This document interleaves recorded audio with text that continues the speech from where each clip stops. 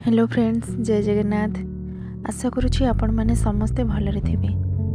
आपण मानक प्रथमाष्टमी अनेक अनेक शुभेच्छा और शुभकामना। आज भिडियोटी होउची प्रथमाष्टमी किपरि पालन करा जाए। चलंतु भिडियो स्टार्ट करवा।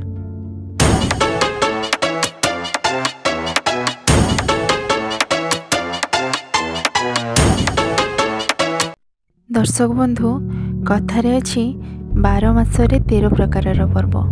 आमर पंजिका अनुसार मार्गशीर मास कृष्ण पक्ष अष्टमी तिथि दिन आमे पालन करुछु प्रथमाष्टमी पर्व। यह मुख्यतः सौभागिनी अष्टमी, कालभैरवी अष्टमी और पापनाशिनी अष्टमी भाव नामित रही।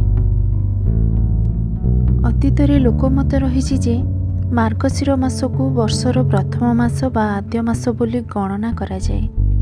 एही मासरू वर्षर आरंभ होता है। तेणु वर्षर प्रथम मासर प्रथम अष्टमी को प्रथमाष्टमी बोली कहा जाए।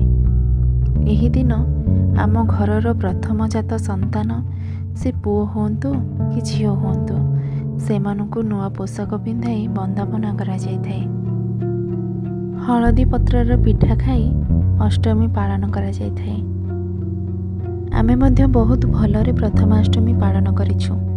आशा करुछि आपण मानकर मध्य खूब भलरे खुशी मनरे आजिर दिनटी कटिथिबो। भिडियोटी भल लागिले लाइक, शेयर एंड सब्सक्राइब करबा पई जमा भी भूलिबेनी।